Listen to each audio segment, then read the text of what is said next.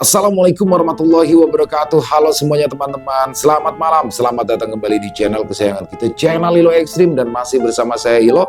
Dimanapun teman-teman berada, semoga teman-teman selalu dalam keadaan sehat walafiat, tanpa kekurangan satu apapun. Amin amin ya robbal alamin.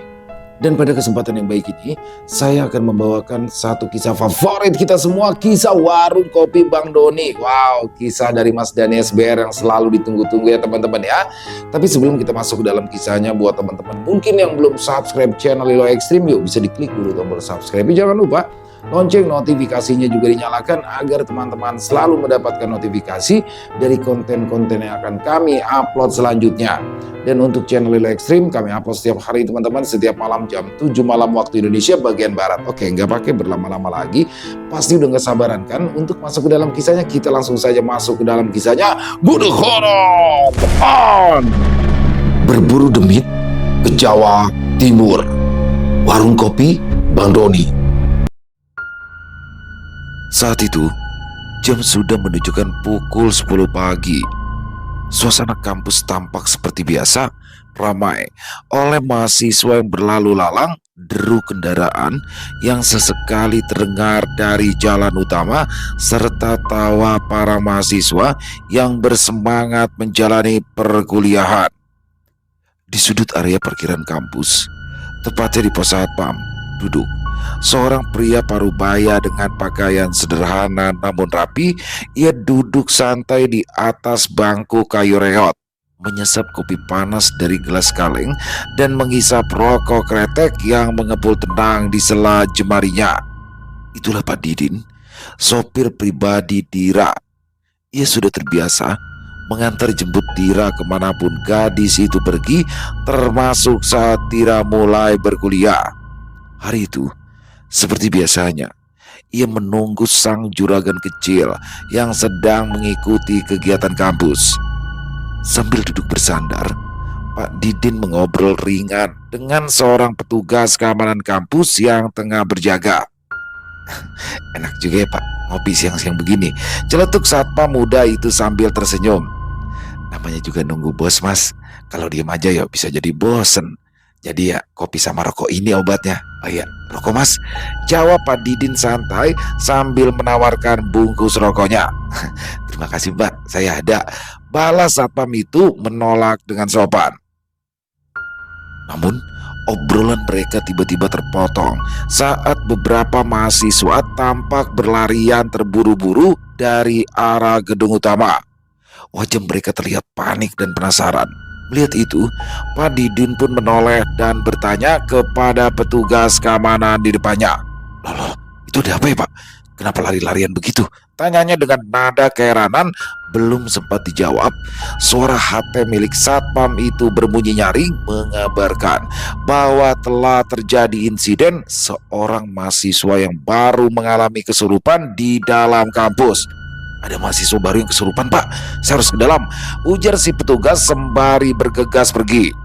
Tanpa pikir panjang, Pak Didin langsung mengikuti di belakangnya. Perasaannya mulai tidak enak, entah mengapa firasatnya kuat mengatakan bahwa ini bukanlah kejadian biasa.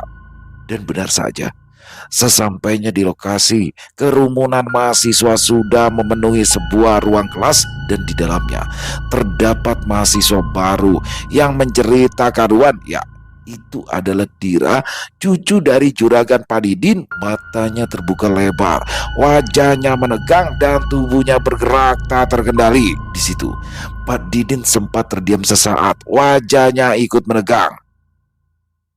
Dia tahu betul, kejadian ini bukanlah pertama kalinya dialami Dira. Sudah sejak lama ia mengetahui bahwa di dalam diri Dira terdapat sesuatu yang tak kasat mata, sesosok makhluk halus yang telah lama bersemayam di tubuh gadis itu.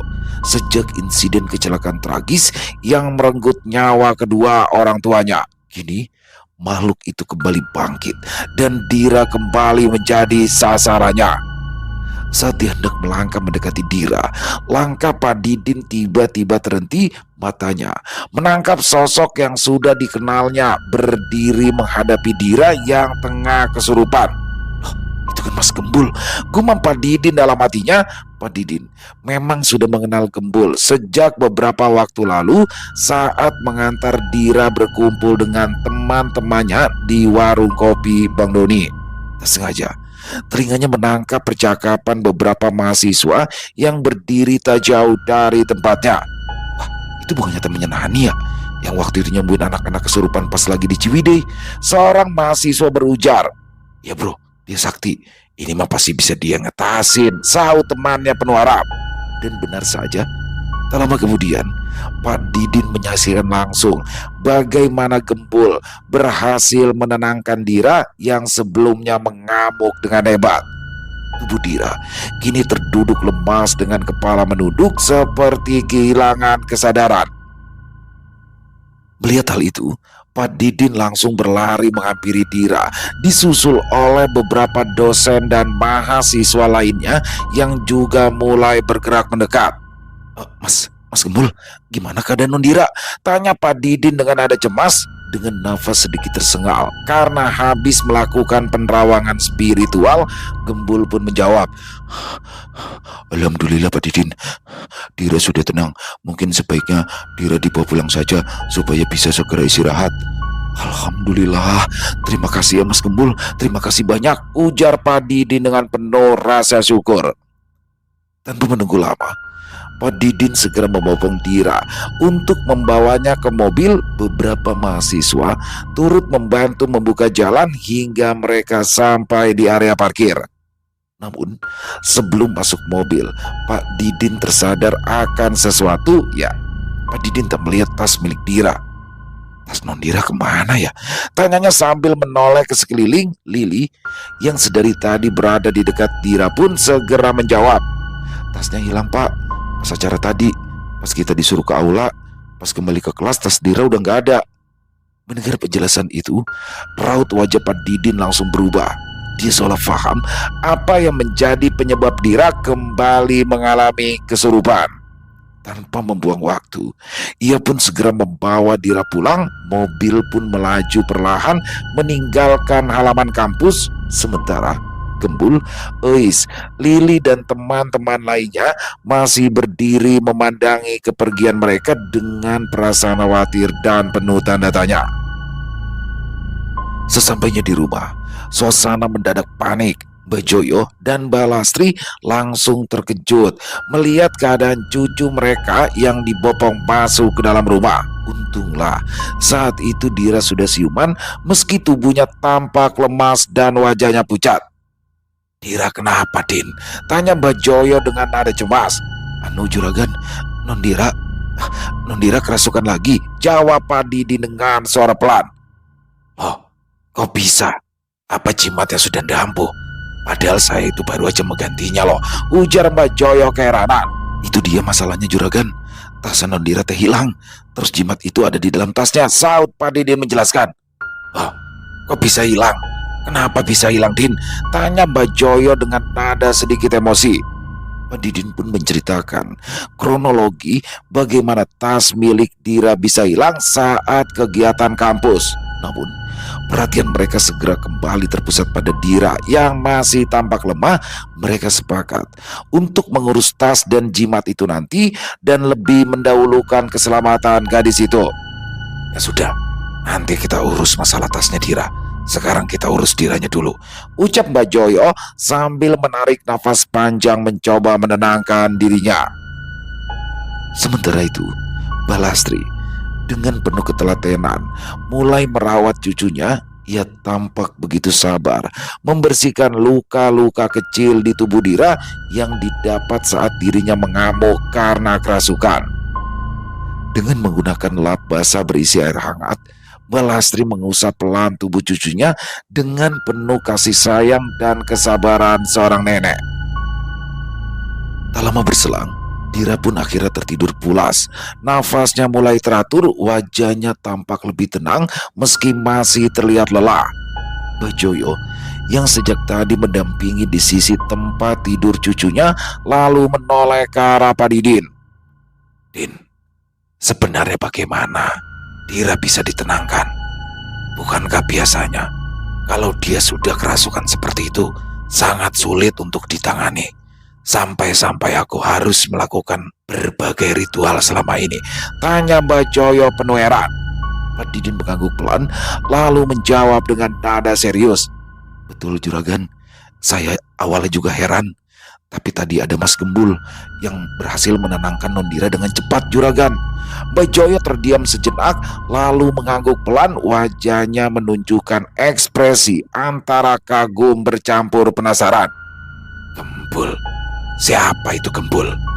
Di situ Pak Didin pun memberitahu bagaimana perkenalannya dengan sosok Gembul. Namun secara tak langsung Pak Didin mengungkapkan jika Dira selama ini sering singgah di warung kopi Bang Doni selepas kuliah.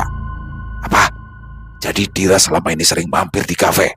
Kenapa kamu tidak pernah memberitahukan aku, Din? Kamu itu kan sudah aku perintahkan agar selalu pulang saat kuliah Dira selesai, sentak Mbak Joyo penuh emosi. Di situ Pak Didin sempat terdiam. Namun, dia akhirnya memberikan alasan mengapa dia merahasiakan hal tersebut selama ini pada Mbak Joyo. Maaf juragan, Nondira sudah saya anggap sebagai anak saya sendiri selama ini. Jadi jujur, saat melihat Nondira bahagia, saya pun jadi ikut bahagia. Maafkan saya bila saya merahasiakan hal ini dari juragan. Saya terpaksa mengambil resiko ini, ucap Pak Didin sambil menundukkan kepalanya. Mbak Joyo nampak emosi pada Pak Didin, namun di situ suasana hatinya berubah saat melihat wajah cucunya yang sedang terlelap tidur. Rasa marah yang awalnya muncul berubah menjadi rasa sedih yang tak terkira. Mbak Joyo sadar jika dirinya terlalu keras saat mendidik Dira. Namun, dia terpaksa melakukan hal itu karena semata-mata ingin melindungi cucu satu-satunya tersebut. Akhirnya, dengan suara lirih, Mbak Joyo berkata kepada Pak Didin, Din, segera kamu datangi pemuda yang menyembuhkan Dira tadi. Aku ingin mengucapkan terima kasih. Sekaligus, aku ingin tahu apakah makhluk yang bersemayam di tubuh Dira selama ini sudah hilang. Di situ, dengan semangat Pak Didin pun mengangguk dan segera melaksanakan perintah dari juragannya tersebut. Sementara itu, di kafe warung kopi Bang Doni, suasana siang hari itu begitu terik. Di area taman, tampak Pak Slamet sedang memberi makan ikan-ikan di kolam. Namun, yang menarik perhatian adalah penampilan Pak Slamet siang itu. Dia terlihat sangat modis dengan rambut klimis yang tersisir rapi, kemeja putih bersih yang dipadu dengan dasi kupu-kupu hitam, celana panjang kain berwarna gelap, dan sepatu pantofel mengkilap. Penampilan Pak Slamet lebih menyerupai seorang bos besar ketimbang pegawai di kafe warung kopi Bang Doni. Gaya berpakaiannya mencolok di antara suasana santai taman kafe. Tepat di bangku taman, tak jauh dari kolam, seorang pengunjung pria parubaya tampak memperhatikan gerak-gerik Pak Slamet. Dia memperhatikan bagaimana pria berpenampilan necis itu dengan tekun dan sabar menaburkan pakan ke dalam kolam, memastikan semua ikan telah mendapat bagian. Wajah pengunjung itu tampak kagum. Dalam hatinya dia berpikir, wah, hebat juga ya pemilik kafe ini. Udah punya tempat sebagus ini, masih mau turun langsung untuk ngurusin ikan. Padahal kan dia bisa aja nyuruh anak buahnya. Ya, pengunjung kafe itu mengira Pak Slamet adalah pemilik kafe warung kopi Bang Doni. Dia sama sekali tidak menyangka bahwa pria modis itu sebenarnya hanyalah orang kepercayaan Doni, pemilik asli kafe tersebut. Pengunjung itu pun langsung mendekati Pak Slamet untuk sekedar berbasa-basi. Wah, ikannya bagus-bagus ya Pak, ucapnya sambil tersenyum. Mendapati itu, Pak Slamet pun balas tersenyum. Iya Pak, kebetulan ikan-ikan ini baru saja datang kemarin dan langsung ditaruh di sini. Ikan-ikan ini punya Bapak? Tanya pengunjung itu pada Pak Slamet. Mendengar pertanyaan itu, Pak Slamet nampak terdiam sejenak. Pak Slamet nampak memutar otak ketika mendapat pertanyaan yang sepertinya cukup sederhana. Waduh, jujur, Saya kalau untuk hal itu kurang tahu ya. Yang jelas, pasti mereka ini semua punya ibu deh. Soalnya ikan-ikan ini kan lahir dari ibu ya. Mereka ini nggak seperti kita, manusia yang mudah dicari asal usulnya.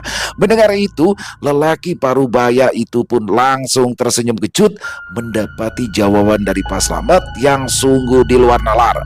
Dia pun langsung pergi begitu saja, meninggalkan Pak Slamet yang sedang memberi makan ikan-ikan di kolam taman. Melihat tamunya pergi, Pak Slamet nampak bergumam. Nanyain bapaknya ikan kok sama saya. Dinas kependudukan juga tidak akan tahu siapa bapak dari ikan-ikan ini. Tak lama kemudian, Doni pun baru datang. Setelah pergi berdua bersama Nani, nampak Doni langsung memasuki taman sedangkan Nani menuju meja kasir untuk melihat pembukuan kafe. Di taman, Doni nampak tercengang kala melihat penampilan Pak Slamet yang terlihat necis. Aja gile Pak Slem, tampilannya udah ya kayak atlet biliar. Hati-hati Pak Slem, ntar tuh dasi kupu-kupu kalau malam berubah jadi belalak. Ledek Doni. Mas Doni bisa saja. Bagaimana penampilan saya Mas Doni? Sudah seperti Roy Martin kan? Ujar Pak Slamet memuji dirinya sendiri. Kalau saya perhatiin ya, Pak Slem bukan kayak Roy Martin, tapi kayak Piala Suratin, lempeng begitu badannya. Mana kepalanya mencilak persis kayak burung pelatuk. Ledek Doni lagi. Wah. Mas Doni kok bisa tahu ya? Piala Suratin itu kan turnamen sepak bola untuk anak-anak umur 17 tahunan sama 18 tahun ke bawah, Mas. Bisa-bisanya Mas Doni menyamakan saya dengan piala itu. Saut Pak Slamet cengengesan. Oh iya Pak Slem, ikannya udah pada dikasih makan apa belum? Tanya Doni. Alhamdulillah wa syukurillah, berkat izin dari Allah Subhanahu wa Ta'ala, saya telah memberi makan ikan-ikan di dalam kolam ini Mas Doni. Tak hanya itu, saya juga sudah menghitung kadar kalori yang dikonsumsi oleh ikan-ikan di sini, sehingga tidak akan mudah sakit, apalagi sampai dengan mati. Ungkap Pak Slamet panjang lebar. Ya udah dah, terserah Pak Slem aja. Yang penting nih ikan-ikan di mari dikasih makan ya, jangan sampai telat. Sama itu lagi, tiap minggu kolamnya kudu dikuras biar kagak kotor. Ujar Doni. Mendengar perintah dari Doni, Pak Slamet nampak mengangguk dan segera pergi ke parkiran karena sudah selesai memberi makan ikan. Kemudian, saat Doni sedang asyik bersantai di area taman, muncullah Gembul dengan wajah yang nampak lemas. Bang, si Lili hari ini izin bang, ucap Gembul. Nah, apa emang? Sakit dia? Tanya Doni penasaran. Enggak bang, dia sok aja bang. Soalnya tadi di kampus ada temennya yang kesurupan. Itu loh bang, si Dira yang cewek pendiam itu bang. Jawab Gembul. Oh dia, iya tahu gua. Apa kagak temennya aja yang satu lagi yang kesurupan? Itu tuh yang kayak ulet keket. Siapa namanya? Ali. Yang kalau ngomong badannya pada ngikut. Nah kalau dia yang kesurupan, jangan sampai lu sembuhin. Kalau perlu lu lelepin aja sekalian palanya. Ujar Doni asal. Oh abang nih, ada orang yang kena musibah malah begitu ngomongnya, gak ada empatinya sama sekali. Protes Gembul. Ya elah bercanda kali Bul. Yang apa dah? Si Dira bisa kesurupan? Tanya Doni penasaran. Di situ Gembul pun menjelaskan jika selama ini di dalam tubuh Dira telah bersemayam sesosok makhluk halus yang cukup lama. Pantesan aja gue perhatiin ya, tuh bocot diem aja kalau lagi pada ngumpul. Lagian juga si Lubul payah. Waktu itu kan pas ngumpul di mari ada lu juga. Nah masa iya lu kagak tahu kalau si Dira ada yang begituan di badannya? Jangan-jangan lu udah luntur kali ini, pacaran mulu sih lo. Ujar Doni mempertanyakan kemampuan Gembul. Mendengar itu, Gembul nampak cemberut. Oh ya bang, saya emang gak sesakti itu bang. Wajar aja, namanya saya juga manusia, bukannya nabi bang. Kerutu Gembul pada Doni. Ya bener-bener lu korban TikTok. Bahasanya sama bocahnya maling HP ketangkep bahasa itu Bul. Perak lo, saut Doni sewot. Di malam harinya, saat Gembul sedang sibuk melayani para tamu yang datang di kafe warung kopi Bang Doni, tiba-tiba saja Gembul dihampiri oleh Pak Slamet. Assalamualaikum warahmatullahi wabarakatuh. Sebelumnya, saya mohon maaf apabila mengganggu waktunya Mas Gembul, karena saya ingin memberitahukan sesuatu pada Mas Gembul jikalau ada seseorang yang sedang mencari-cari Mas Gembul di depan sana. Ujar Pak Slamet. Oh, Waalaikumsalam Pak Slamet. Terima kasih infonya. Nanti saya ke depan ya kalau udah antar pesanan ini. Suruh tunggu aja sebentar. Saud Gembul yang langsung bergegas mengantarkan pesanan tamu. Setelah itu, Gembul langsung menemui orang yang mencarinya. Rupanya itu adalah Pak Didin, sopir dari Dira. Awalnya, Pak Didin mengucapkan kembali rasa terima kasihnya pada Gembul karena telah menolong Dira. Kemudian dia langsung memberitahu maksud kedatangannya pada Gembul di malam itu. Iya Mas Gembul, jadi begini, bos saya teh mau ketemu langsung sama Mas Gembul. Beliau mau mengucapkan terima kasih sekaligus mau bertanya tentang keadaan Nondira, ungkap Pak Didin. Mendengar itu, Gembul pun langsung mengiyakan permintaan dari Pak Didin karena Gembul sangat tahu jika makhluk yang bersemayam di dalam tubuh Dira masih ada di dalam tubuh anak gadis tersebut, dan hal itu harus diketahui oleh keluarga Dira. Keesokan harinya, Gembul meminta diantar oleh Bang Doni untuk menemui kakek dan nenek Dira. Oh, Bang, hari ini abang sibuk gak? Anterin saya dong Bang ke rumahnya Dira. Soalnya kakek sama neneknya mau ketemu saya Bang, pinta Gembul. Ngapain lu kesana? Mau minta duit lu, jangan-jangan. Awas lu ya mintain duit, jangan. Saud Doni melarang Gembul. Siapa yang mau minta duit sih Bang? Mereka itu mau ketemu saya, mau ngucapin terima kasih. Terus saya juga mau ngasih tahu kalau makhluk halus yang ada di badan Dira masih ada Bang. Mereka itu harus tahu Bang, ungkap Gembul menjelaskan. Gitu, ngobrol dong. Abang ini kebiasaan, belum dijelasin main nyerocos saja. Saud Gembul lagi. Ya udah jangan cerewet, ini kita ke sono. Ayo, mau naik apa? Naik motor lu aja biar cepet, ucap Doni. Tapi Bang, kayaknya udah mendung Bang. Lebih baik kita naik mobil abang aja daripada nanti kehujanan di jalan, timpal Gembul memberikan usul. Yaelah, mobil gue baru dicuci Bul, malas banget gue nyucinya lagi, ucap Doni keberatan. Gampang Bang, ntar saya yang cuciin, saud Gembul. Gaya lu nyuci mobil, nyuci sempak aja kagak bersih, mau nyuci mobil, ntar mobil gue purik kayak sempak lu, ucap Doni. Bang, ini kita mau terus berdebat apa mau jalan Bang? Kita nggak jalan-jalan ini Bang, ujar Gembul. Ya cerewet, saud Doni sewot.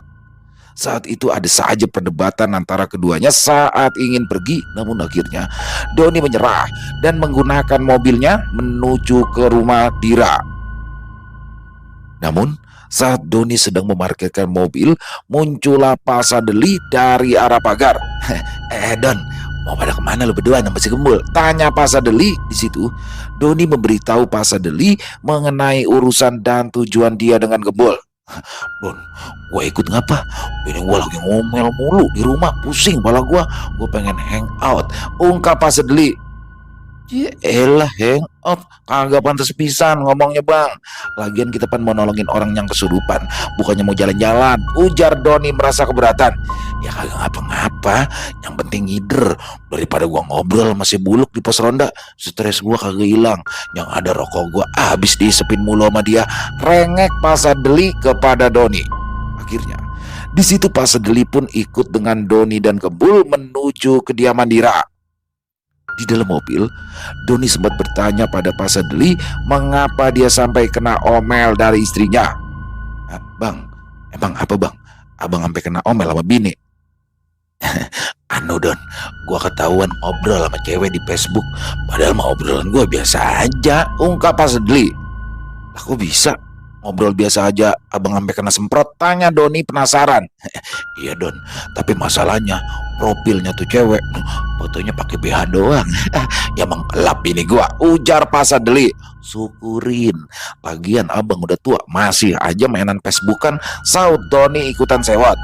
Ya gua agak tahu Don, sumpah dah gua agak perhatiin foto profilnya, gua mah cuma bersikap ramah aja sama orang, ungkap Pak Sadeli. Tak berselang lama, ketiganya pun sampai di kediaman Dira. Di sana, mereka langsung disambut hangat oleh Pak Didin. Gembul segera memperkenalkan Doni dan juga Pak Sadeli kepada Pak Didin karena memang sebelumnya mereka belum sempat berkenalan. Silakan duduk dulu. Kebetulan juragan saya baru selesai mandi. Oh ya, pada mau minum apa? Tanya Pak Didin ramah. Tak lama kemudian, seorang pembantu rumah tangga memberikan suguhan kopi panas untuk Doni, Gembul, dan Pak Sadeli. Tak berselang lama, Mbah Joyo pun mempersilahkan mereka masuk ke dalam ruang tamu. Di dalam, Mbah Joyo menyambut ketiganya dengan penuh keramahan, namun tampak jelas beliau belum mengetahui siapa sebenarnya sosok Gembul yang telah menyelamatkan cucunya dari kerasukan. Maaf, bukannya tidak sopan. Kalau saya boleh tahu, yang mana ya yang namanya Mas Gembul? Tanya Mbah Joyo. Saya Pak, saya yang namanya Gembul. Saut Gembul memperkenalkan diri. Oh, baik-baik. Perkenalkan, nama saya Joyo. Joyo Puspoyo. Wah, sampean ini masih muda ya ternyata.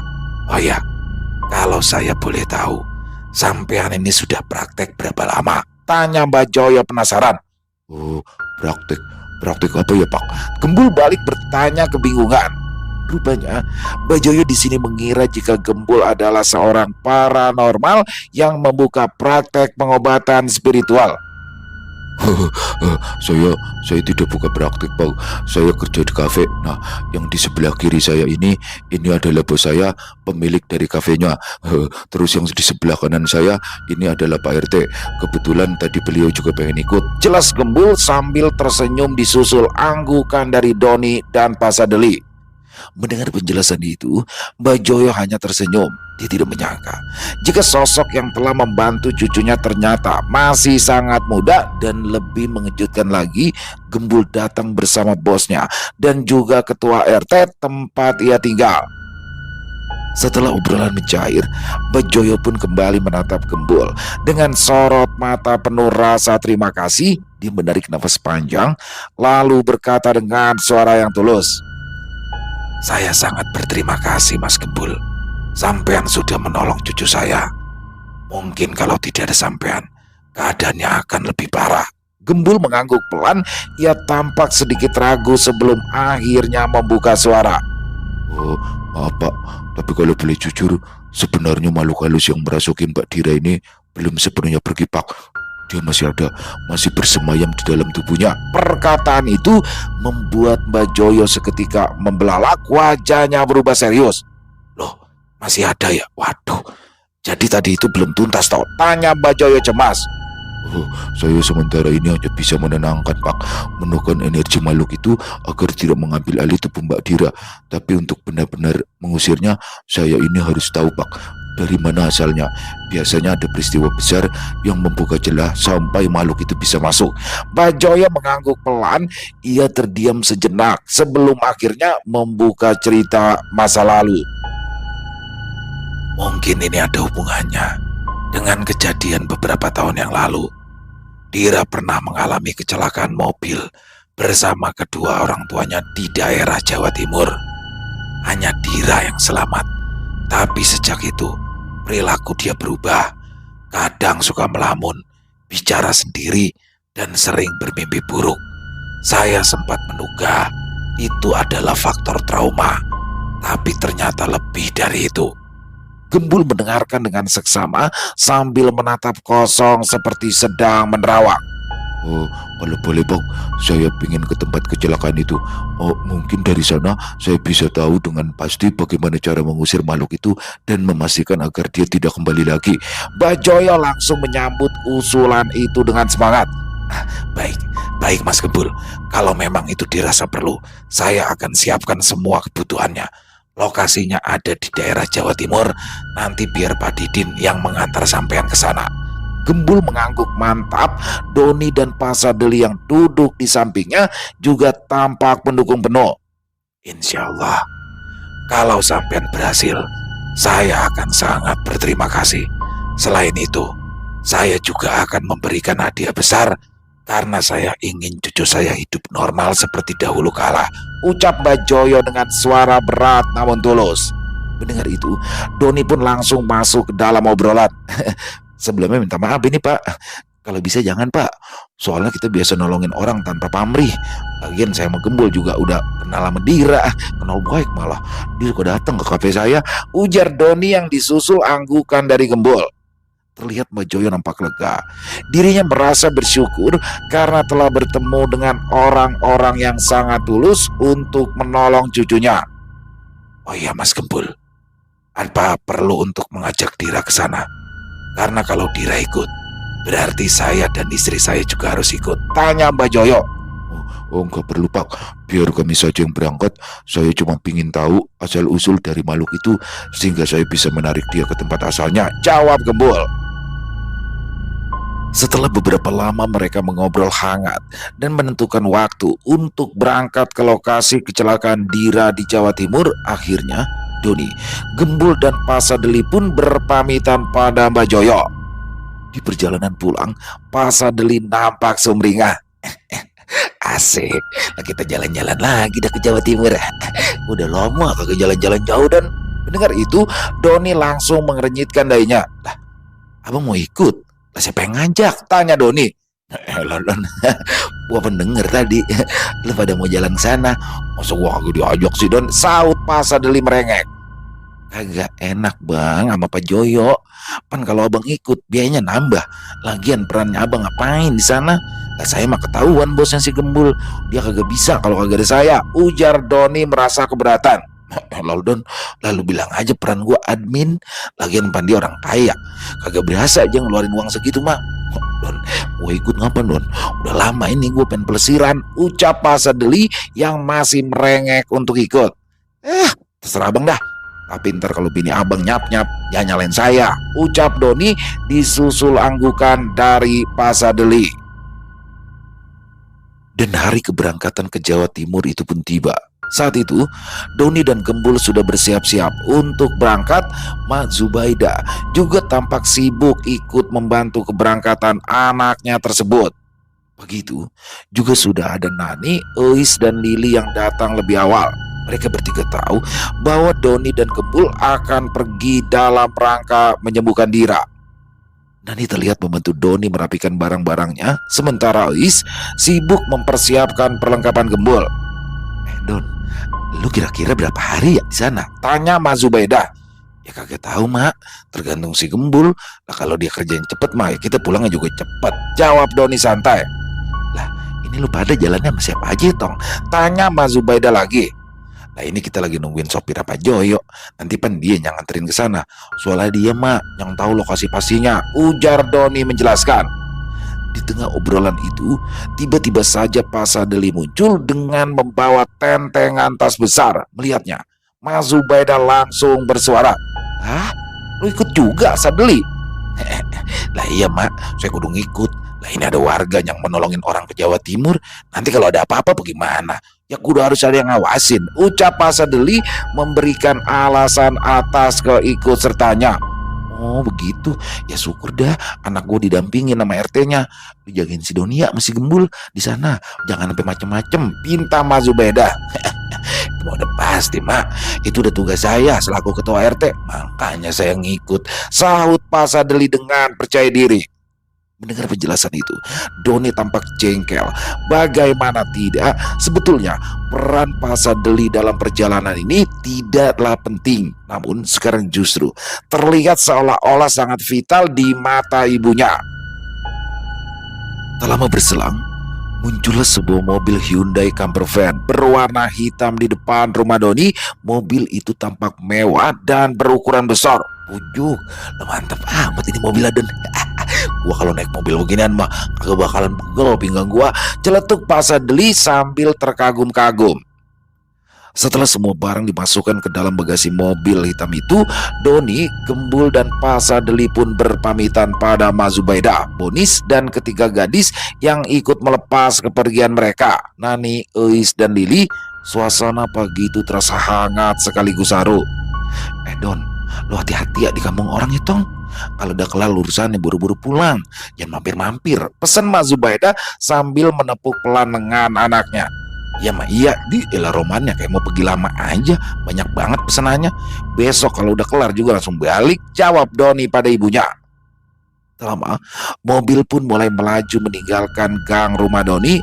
Di balik kemudi, terdapat Pak Didin yang nampak tenang memegang kemudi. Di sampingnya, Pasadeli langsung mengambil posisi, sedangkan Doni dan Gembul berada di bangku belakang. Di dalam mobil, suasana terasa sangat riuh. Bagaimana tidak? Pak Sadli tampak begitu antusias berada di dalam kendaraan mewah itu. Oh, mantep banget ini ya mobilnya. Mana kursinya empuk banget lagi. Ini bensin apa diesel Pak Didin? Tanyanya penasaran. Oh, ini teh diesel Pak Sadli, jawab Pak Didin sambil tersenyum. Oh begitu, mantep dah. Iya, nanti kalau Pak Didin ngantuk, biar gantian aja sama saya, ujar Pak Sadli menawarkan bantuan. Siap Pak Sadli, aman, jawab Pak Didin Raba. Oh, memangnya Pak RT bisa bawa mobil segede ini? Celetuk Gembul dari bangku belakang. Ya elah Bel, ngeremehin gua lo. Oh, lu tanya si Doni.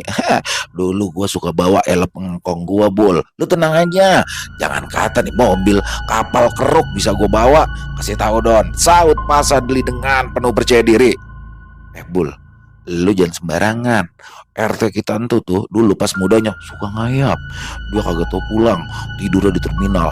Makanya dia jarang mandi. Badannya kumel, ketek ketengik. Ungkap Doni yang langsung membuat Pak Sadli sewot. Lah, lu pergi mana sih Don? Lu mah malah ngata-ngatain gua itu. Gua kata mau muji-muji gua. Suek lu, seru Pak Sadli kesal.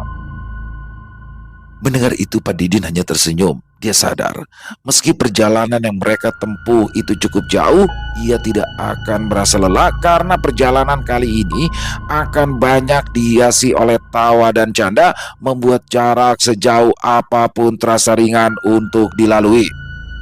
Bang, saya mau tanya deh ya, apa sih sekarang abang malas banget kalau ngobrol sama si Karyo? Padahal pan dulu abang sama dia kalau kemana-mana bareng mulu kayak biji gendar. Tanya Doni iseng.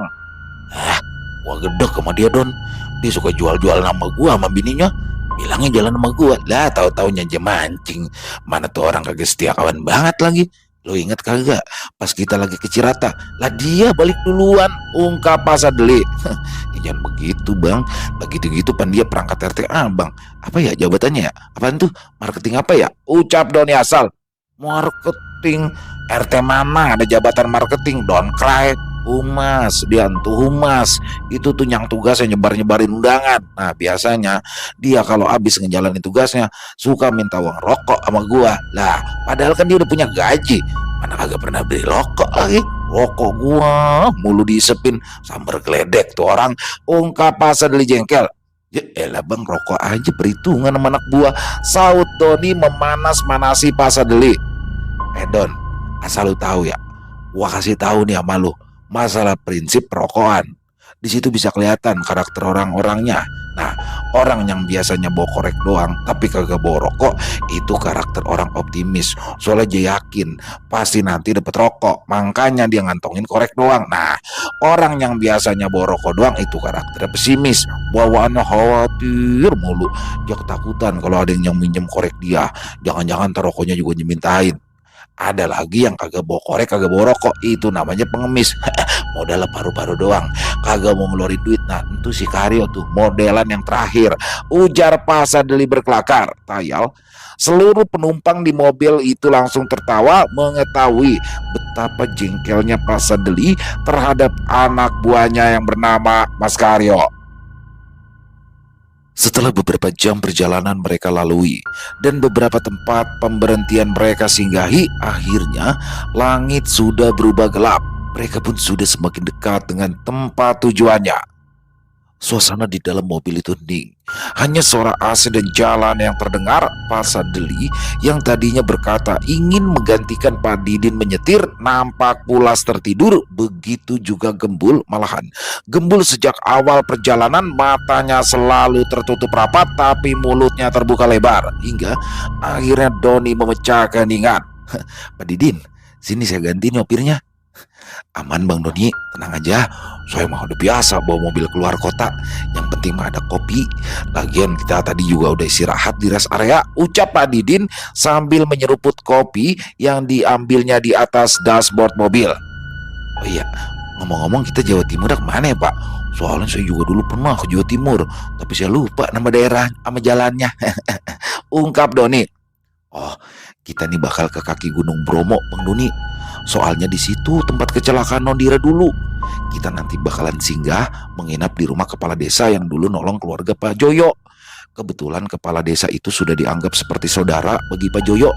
Makanya Pak Joyo juga sudah menghubungi mereka untuk menyambut kita dan membantu kita selama kita ada di sana, ungkap Pak Didin menjelaskan.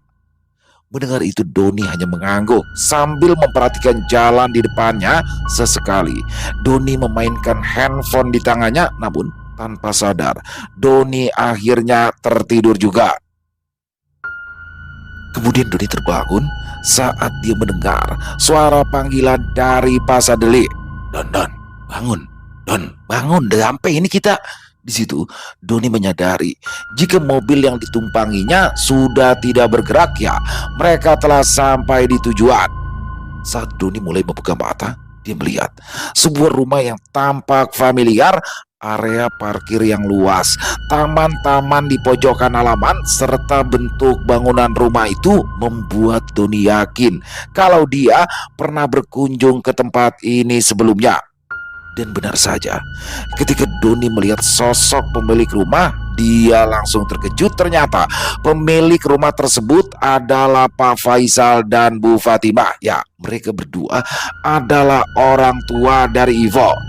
Pak Faisal pun tak kalah terkejut melihat Doni. Ia benar-benar tak menyangka bahwa tamu yang sedang ditunggu-tunggunya adalah pemuda yang sama yang pernah menyelamatkan anaknya dulu. Doni, ucap Pak Faisal penuh rasa heran sekaligus bahagia. Sementara itu, Doni sempat melirik ke halaman untuk mencari sesuatu. Dia tidak melihat mobil milik Ivo terparkir di sana. Doni pun meyakini bahwa Ivo saat ini tidak ada di kampung halamannya. Doni lalu menghampiri dan mencium tangan Pak Faisal dan Bu Fatimah dengan penuh hormat. Lihat itu, Pak Didi yang berada di dekat Doni juga ikut terkejut. Dia sama sekali tidak menyangka bahwa Doni ternyata sudah mengenal Pak Faisal dan Bu Fatimah sebelumnya. Terdengar samar-samar suara Bu Fatimah memanggil seseorang dari dalam rumah. Tak lama kemudian, orang yang dipanggil itu pun muncul. Dan betapa terkejutnya Doni saat ia melihat sosok tersebut. Ya, ternyata itu adalah Ivo. Rupanya kebetulan Ivo saat itu sedang pulang ke kampung halamannya. Sungguh pertemuan yang sangat tak terduga. Saat itu Ivo tampak mengenakan celana panjang berbahan halus dipadukan dengan kaos lengan panjang berwarna putih. Rambutnya yang panjang dan lurus sedikit menutupi bagian baunya. Wajahnya cantik, terlihat berbinar saat melihat Doni telah berdiri di depan rumahnya. Lelaki yang selama ini diam-diam menjadi pujaan hatinya dan kini tiba-tiba muncul di hadapannya. Bang Doni, ucap Ivo.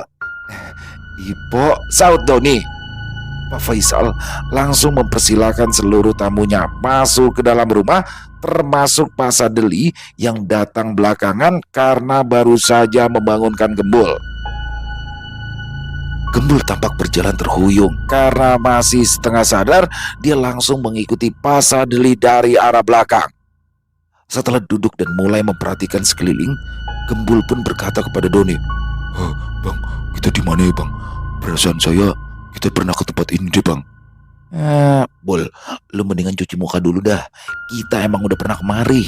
Lu tahu nggak Bul, ini rumahnya si Ipo. Tuh orangnya ada di depan lu, saut Doni sumringah. Astagfirullah, maaf Pak Ipo, saya nggak lihat.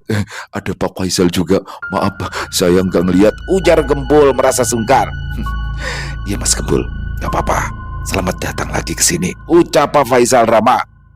Mas Gembul, nggak apa-apa, tenang aja ya, saut Ivo sambil tersenyum. Doni kemudian memperkenalkan Pak Sadeli kepada keluarga Ivo. Oh iya Pak Faisal, Ipo, nih kenalin, ini RT saya, namanya Pak Sadeli. Oh iya, kenalin ini, nama saya Sadeli Pak Faisal, RT-nya si Doni. Oh iya, kalau Neng yang ini mah saya pernah lihat di rumahnya Doni waktu itu, ujar Pak Sadeli. Iya Pak RT, saya emang dulu kan suka datang ke rumahnya Bang Doni, jawab Ivo. Oh gitu ya. Tapi kalau sekarang mah pernah lagi kagak main ke tempatnya Doni, Neng? Soalnya saya kagak pernah lihat, tanya Pak Sadeli polos. Mendengar itu, Ivo pun langsung terdiam. Dia bingung harus menjawab apa. Sebenarnya, Ivo memang mulai belajar menjauhi Doni karena hubungan Doni yang semakin dekat dengan Nani. Terlebih setelah Ivo mengetahui bahwa Doni dan Nani akan menikah setelah Nani lulus kuliah. Melihat Ivo yang tampak sedikit gelisah, Doni pun langsung menjawab pertanyaan Pak Sadeli. Si Ivo lagi sibuk, Teh. Di kantor depan banyak kerjaan, saut Doni sambil menyenggol dengkul Pak Sadeli.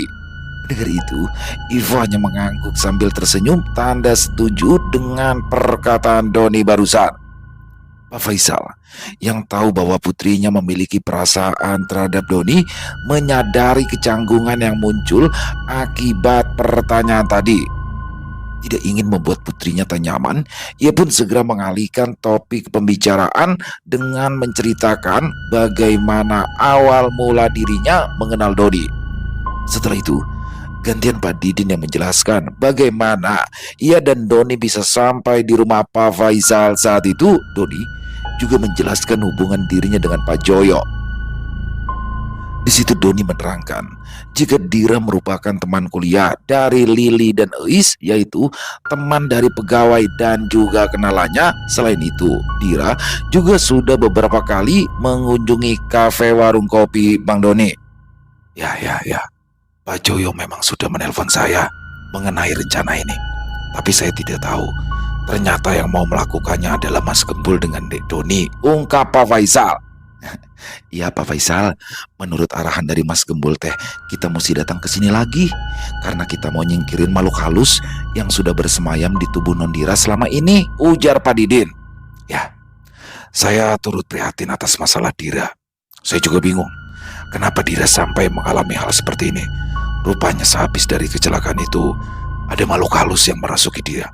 Pantas saja, waktu itu ketika saya dengan warga menemukannya di bawah jurang, Dira itu tampak tenang. Dia diam saja. Saya tidak menyangka jika akan seperti ini akhirnya, ungkap Pak Faisal menceritakan tentang peristiwa kecelakaan Dira. Semua nampak terdiam mendengar cerita dari Pak Faisal, hingga dia pun bertanya kepada Gembul mengenai rencananya. Oh ya, Mas Gembul, maaf kalau saya boleh tahu, bagaimana rencananya Mas Gembul untuk menyingkirkan makhluk halus itu? Tanya Pak Faisal. Rencananya besok setelah Isya Pak, karena saya mau puasa dulu Pak Faisal, jawab Gembul. Oh begitu ya. Ya sudah, kalau begitu semuanya istirahat saja dulu. Sepertinya sudah pada lelah ya di perjalanan. Tapi sebelum tidur ibu sudah menyiapkan makan malam. Ayo kita makan dulu, ujar Pak Faisal mengajak para tamunya untuk menyantap hidangan yang telah disediakan. Setelah menyantap hidangan, satu persatu mulai memasuki kamar yang telah disediakan oleh tuan rumah. Pak Didin, Pak Sadeli dan Gembul langsung merebahkan tubuh mereka. Malum setelah hampir seharian berada di jalan. Namun tidak demikian dengan Doni. Rupanya ia belum begitu mengantuk karena sempat tertidur di mobil tadi. Doni tampak duduk di depan halaman rumah Pak Faisal. Dia merokok sambil menikmati secangkir kopi yang dibuatkan oleh pembantu Pak Faisal. Saat itu, jam sudah menunjukkan pukul 10 malam dan Doni yakin bahwa seluruh penghuni rumah sudah tertidur. Doni terlihat menikmati suasana malam di kampung halaman Ivo.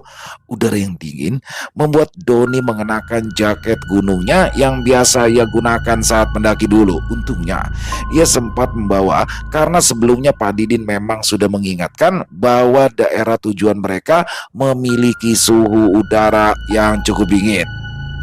Suasana malam itu begitu damai dan hening. Meski rumah Pak Faisal berada di tepi jalan, hampir tidak ada kendaraan yang melintas saat itu. Doni pun larut dalam ketenangan malam hingga tiba-tiba saja ia dikejutkan oleh suara dari belakang. Bang Doni, rupanya itu adalah suara Ivo yang memanggilnya. Ivo, belum tidur? Tanya Doni. Belum bang, jawab Ivo sambil duduk di kursi di sebelah Doni. Bisa kebetulan begini ya Pok, saya kata Ma Ivo lagi kagak ada di rumah. Iya bang, kebetulan Ivo lagi cuti, tapi cuma sebentar kok. Makanya Ivo gak bawa mobil, Ivo naik pesawat, ungkap Ivo. Begitu ya, tapi kok gue nyangka kalau bapaknya Ivo dulu adalah orang yang nolongin Dira, ujar Doni. Ya, pas peristiwa itu Ivo juga lagi gak ada di rumah. Ivo lagi di kuliah di Surabaya. Kaget juga sih denger kalau ada kecelakaan kayak gitu, saut Ivo. Iya, abang juga kasihan sama si Dira, juga sama keluarganya pas tahu keadaannya begitu. Makanya abang mau nemenin si Gembul kemari. Mudah-mudahan aja si Gembul berhasil ya buat nyingkirin tuh makhluk halus, ucap Doni. Suasana kembali hening. Hingga tiba-tiba Ivo bertanya tentang hadiah yang dulu pernah ia berikan kepada Doni. Oh iya bang, gimana? Jam sama parfumnya abang suka? Tanya Ivo. Mendengar itu, Doni sedikit gelisah. Dia tahu demi menjaga perasaan Nani, kekasihnya, ia memang belum pernah memakai pemberian dari Ivo. Suka, suka banget. Tapi jamnya abang kagak pakai ya. Soalnya pan abang emang kagak biasa pakai jam tangan. Jawab Doni. Kalau parfumnya, tanya Ivo lagi. Eh, Parfumnya juga suka, tapi abang kagak biasa pakai parfum mahal. Abang sayang makanya. Lagian pan, abang kagak pernah kemana-mana. Cukup deodoran aja, sama wangi sopel. Kila Doni. Mendengar itu, Ivo hanya tersenyum. Dia tidak mempermasalahkan bahwa pemberiannya tidak pernah dipakai oleh Doni. Sebenarnya Ivo langsung menyadari alasan dibalik itu ya karena Nani kekasih Doni. Kesadaran itu pun kembali menegaskan posisinya. Namun, rasa sukanya kepada Doni kadang mengalahkan logikanya. Entah mengapa, dalam lamunannya, Ivo seolah hanyut dalam khayalan yang tak terkendali. Suasana malam yang sunyi dan syahdu membuatnya membayangkan andai tangannya digenggam dan tubuhnya berada dalam pelukan Doni, seolah rasa dingin yang menusuk saat itu bisa lenyap oleh kehangatan tubuh lelaki yang dicintainya. Namun Ivo segera tersadar itu hanyalah angan-angan liar pikirannya. Kenyataannya Doni duduk cukup jauh dari tempatnya berada. Bahkan Doni pun selalu menjaga pandangannya dengan tetap fokus menatap ke arah jalan kampung yang asri dan tenang. Kayaknya di sini kalau pagi cakep banget ya pemandangannya ya. Soalnya terakhir kali abang kemari pan kita belum sempat jalan-jalan, ucap Doni sambil mengembuskan asap rokoknya. Oh gitu ya. Yaudah, besok Ivo temenin abang jalan-jalan ya, kita keliling gimana? Saut Ivo dengan semangat. Boleh banget itu. Lagian si Gembul nih malam mau datengin lokasinya, timpal Doni. Ivo terlihat tersenyum gembira, membayangkan bahwa esok hari dirinya akan menemani Doni untuk berkeliling kampung. Dia tampak senang seolah hari esok adalah hari yang ia nantikan sejak lama. Tak lama kemudian, dari dalam rumah muncullah Pasadeli. Wajahnya terlihat aut-autan, rambutnya berantakan karena baru saja terbangun dari tidurnya. Don, lu bawa jaket lagi kagak? Jaket gua kurang tebel ini, dingin banget, tanya Pasadeli sambil mengusap-ngusap lengannya yang merinding. Mendengar itu, Ivo langsung menawarkan bantuan. Dia tahu sebelumnya dan sudah menyediakan selimut untuk para tamunya, tapi rupanya kurang tebal. Pak RT mau Ivo ambilin selimut lagi yang lebih tebal. Maaf, Ivo nggak tahu kalau selimutnya kurang hangat, ucap Ivo dengan ramah. Iya, boleh banget Neng, saut Pasadeli sambil mengangguk. Pasadeli pun langsung duduk di kursi yang sebelumnya diduduki oleh Ivo. Elah nih Aki, gangguin aja sih. Kan udah ada selimut di kamar itu banyak, gerutu Doni. Kurang tebal Don, badan gue meriang ini, saut Pasadeli sembari membetulkan posisi duduknya. Tak lama kemudian, Ivo kembali dengan membawa selimut yang lebih tebal dan dia langsung menyerahkan pada Pasadeli. Sebenarnya, Ivo masih ingin duduk di luar menemani Doni, namun karena kursi satu-satunya yang tersisa telah diduduki oleh Pasadeli, niat itu pun ia urungkan. Kebetulan, di teras rumah memang hanya ada 2 buah kursi. Bang Doni, Pak RT, Ivo masuk dulu ya. Kalau bisa jangan lama-lama di luar, nanti masuk angin, ujar Ivo sambil tersenyum. Iya Pok, nanti abang masuk kalau udah ngantuk, saut Doni santai. Makasih Neng selimutnya, timpal Pasadeli dengan nada tulus. Dengan sedikit rasa kecewa, Ivo kembali ke dalam kamarnya meninggalkan Doni dan Pasadeli yang masih duduk menikmati udara malam di teras rumah. Keesokan harinya, suasana kampung terasa begitu asri. Doni, Gembul, Pasadeli dan Pak Didin rupanya sudah terbangun sejak subuh. Tuan rumah tampak sibuk menyiapkan sarapan untuk para tamunya. Aroma kopi dan gorengan memenuhi udara pagi yang sejuk. Setelah sarapan, Ivo telah bersiap untuk mengantar Doni berkeliling kampung. Ia mengenakan blus lengan panjang berwarna lembut dan celana panjang santai. Doni sendiri hanya mengenakan jaket tipis dan celana jeans berwarna biru miliknya. Mereka berdua berjalan menyusuri jalan-jalan kecil desa yang asri, dipenuhi pepohonan rindang dan kebun milik warga. Sesekali, Ivo menunjuk tempat-tempat yang menurutnya menarik. Namun, saat mereka sampai di sebuah pertigaan kecil yang agak menurun, sebuah sepeda motor tiba-tiba melaju dengan kecepatan tinggi dari arah samping. Ivo yang tidak menyadari kedatangan motor itu hampir saja melangkah ke tengah jalan. "Ivo, awas!" teriak Doni sambil cepat menarik tangan Ivo. Tubuh Ivo langsung terdorong ke arah Doni. Keduanya hampir terjatuh ke rerumputan di pinggir jalan. Motor itu melintas hanya beberapa senti dari kaki Ivo. Kini posisi mereka berdua terlihat seperti sedang berpelukan, dan tanpa sengaja wajah mereka saling berhadapan dalam jarak yang sangat dekat. Mata Ivo nampak berbinar, seolah ia berharap waktu bisa berhenti sejenak agar ia bisa lebih lama berada dalam pelukan Doni. Namun hanya dalam beberapa detik Doni segera tersadar dan melepaskan pelukannya, lalu menjauh perlahan dari Ivo. "Astagfirullah, maaf po, maaf, tadi ada motor soalnya," ucap Doni dengan nada sungkan sambil menunduk.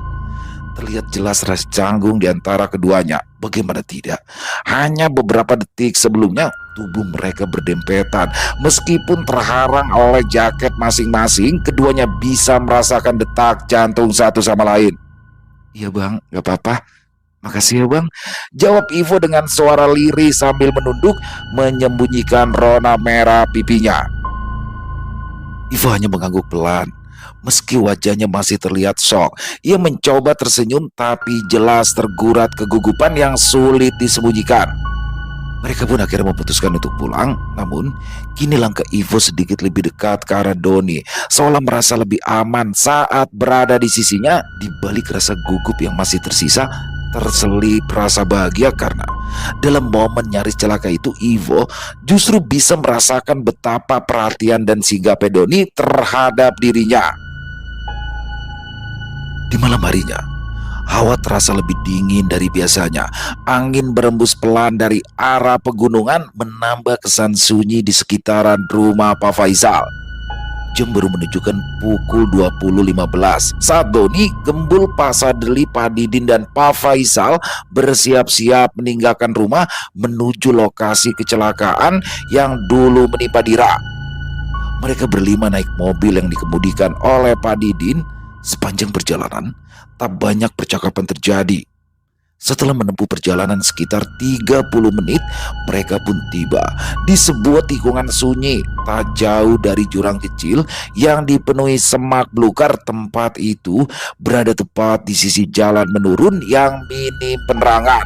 Disinilah Dira dulu mengalami kecelakaan. Pak Didin mematikan mesin mobil. Mereka semua turun. Gembul menatap lekat ke arah sebuah pohon besar yang tumbuh di pinggir tikungan. Dia lalu berdiri tepat di dekat pohon tersebut, menengadah dan menarik nafas panjang. "Oh, kayaknya pohon ini punya energi yang sama deh dengan makhluk halus yang ada di badan Dira," gumamnya lirih. Mendengar itu, semuanya saling pandang lalu memutuskan untuk berdiri sedikit menjauh, membiarkan Gembul melakukan prosesnya. Gembul mulai berkonsentrasi sambil membaca doa-doa. Ia duduk bersila di atas tikar kecil yang dibentangkannya, lalu menerawang pada pohon besar yang berada di depannya. Beberapa menit berlalu, angin tiba-tiba berembus sangat kencang. Suasana menjadi semakin mencekam. Dari arah semak-semak seolah-olah terdengar suara aneh seperti bisikan lirih. Doni spontan menatap ke arah suara itu, namun tak terlihat apapun selain semak yang bergoyang. Sedangkan dalam penerawangannya, Gembul telah masuk ke alam lain, di mana ia melihat banyak sosok makhluk halus yang siap menghadangnya satu persatu. Gembul mulai menyingkirkan makhluk-makhluk tersebut. Seketika, tubuh Gembul berubah menjadi kilatan petir yang menyambar ke segala arah.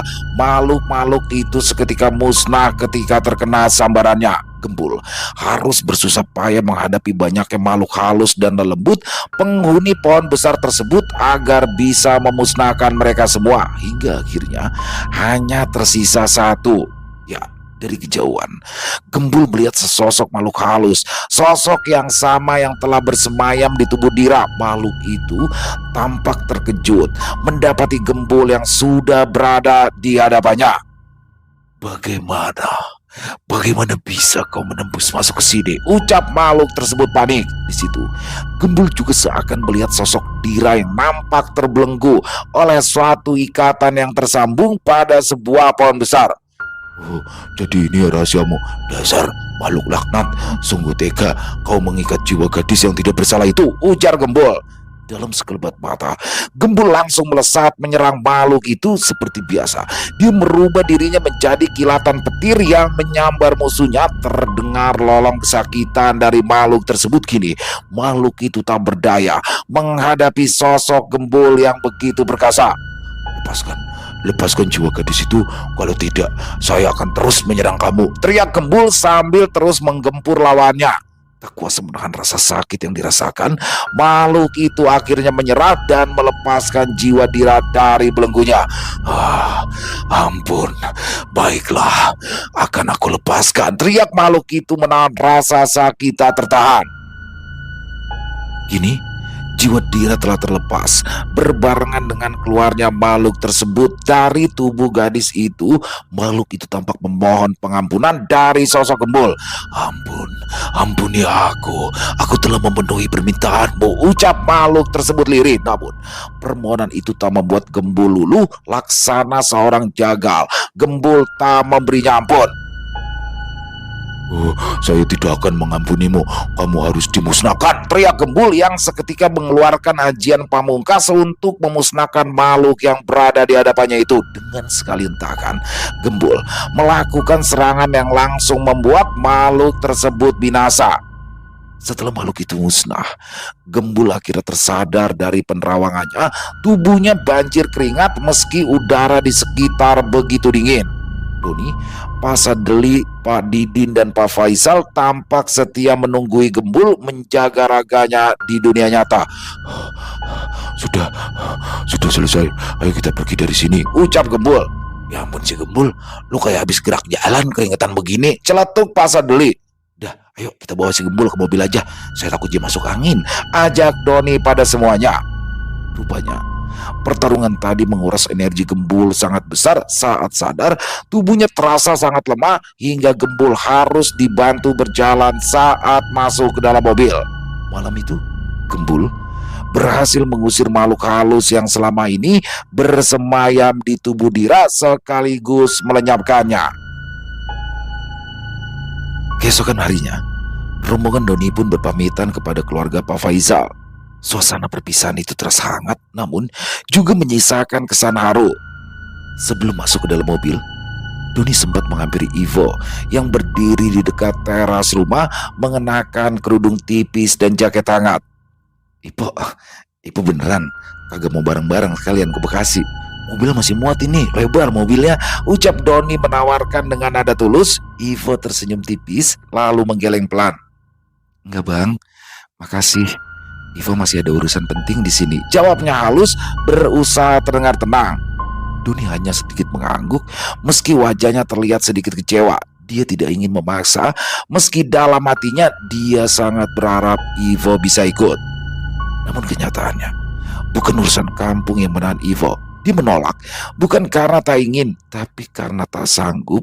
Ivo tahu jika ia ikut ke Bekasi bersama Doni, maka kenangan yang terbangun akan semakin dalam dan itu justru akan semakin menyakiti dirinya. Ivo belum bisa melupakan kejadian kemarin saat tubuh mereka saling bersentuhan dalam pelukan singkat yang tak disengaja. Sekilas itu mungkin tampak biasa, tapi bagi Ivo momen itu cukup untuk menumbuhkan harapan sekaligus luka. Ivo hanya bisa meratapi cintanya yang bertepuk sebelah tangan, cinta yang hanya dia simpan sendiri tanpa pernah tahu apakah Doni juga merasakan hal yang sama. selesai. Wow, luar biasa. Waduh, nggak nyangka ya teman-teman ya. Akhirnya ketemu Ivo lagi deh. Saya kok semangat ya. Dan bagaimana di sini ini benar-benar nggak disangka ya. Jadi Doni juga nggak tahu. Dia taunya ya mau berangkat ke Jawa Timur gitu loh. Bener-bener nggak ada dalam pikiran dia bakalan ketemu Ivo. Ternyata mereka datang ke tempat rumah atau kediaman dari orang tua Ivo. Yang mana memang orang tua Ivo ini kan adalah kepala desa ya. Seperti yang teman-teman semua tahu kan pernah di episode yang lalu itu. Ketika menyelesaikan tentang masalah Ivo yang Doni sempat itu tuh nikah ya sama Ivo ya, nikah bohongan. Tapi aduh kayak beneran. Dan di situ bagaimana akhirnya tanpa disengaja juga ternyata ada Ivo tuh di situ. Dia lagi ada keperluan, dia pulang ketemu dia sama Bang Doni. Jangan-jangan ini pertanda sebagai Ivo adalah jodoh sesungguhnya untuk Bang Doni. Waduh, semakin menarik ya. Saya tim Ivo sih saya ya, tapi jangan marah teman-teman. Teman-teman juga ada yang terbelah nih, ada yang tim Ivo, ada yang tim Nani. Tapi jangan sampai ada yang tim Ali ya, bahaya nih. Mas Dani SBR kayaknya yang tim Ali nih ya. Dan bagaimana dalam kisah ini, waduh, romansanya dapet banget tuh. Jadi Doni, apa namanya? Saya lebih fokus ke pertemuan antara Doni dan Ivo sih ya. Tapi overall kisahnya keren banget di sini. Bagaimana Gembul bisa menyelesaikan semuanya dengan sangat baik. Dan jangan pernah juga lupakan bagaimana Pak Slamet dengan gaya necisnya. Dia pakai dasi kupu-kupu lagi manasin banget ya kan. Keren banget dah. Pokoknya lengkap banget. Oh iya, ini Pak Sadeli ikut aja kemana-mana ikut. Ke Cirata ikut. Sekarang ke Jawa Timur ikut. Susah juga sih ya punya orang kayak Pak Sadeli gini nih, nggak diajak kasihan, diajak juga sebenarnya nyebelin, mana gangguin lagi kan. Waktu si Doni lagi sama Ivo, aduh, pas adegan Ivo sama Doni lagi pelukan tuh, jadi ingat masa muda tuh kalau begitu ya teman-teman ya. Keren banget dan pastinya ditunggu lagi untuk kelanjutannya. Mas Dani SBR, terima kasih luar biasa sekali, ditunggu untuk kelanjutan kisah dari Warung Kopi Bang Doni. Dan semoga kisah barusan bisa menghibur teman-teman semua ya, para pecinta penikmat horor misteri. Dan lebih khususnya lagi kepada para subscriber dari channel Ilo Extreme. Buat teman-teman yang suka dengan videonya, bisa diklik tombol like-nya, tombol jempolnya, boleh juga dong dibantu di-share ya link videonya ini ke teman-teman yang lain agar juga ikut merasa terhibur. Dan buat teman-teman yang mungkin punya komentar lain, punya pendapat lain, silakan bisa menuliskan di dalam kolom komentar ataupun hanya sekedar saling menyapa. Insya Allah kami akan menjawab satu persatu. Dan saya juga ingin mengucapkan terima kasih ya kepada seluruh teman-teman yang sudah selalu setia hadir, yang sudah selalu mendukung kami. Karena teman-temanlah kami selalu bersemangat berkarya di setiap harinya. Oh iya, sesuai permintaan teman-teman nih, durasinya ditambahin 1 jam lebih. Wah, tapi nggak terasa deh kalau bawain kisah Warung Kopi Bang Doni ya. Dan di akhir kata saya mengucapkan permohonan maaf apabila mungkin dalam pembawaan kisahnya barusan ada kata-kata saya yang salah ataupun ada kata-kata saya mungkin yang kurang berkenan. Saya mohon dibukakan pintu maaf yang seluas-luasnya. Sampai berjumpa lagi di konten-konten kami selanjutnya.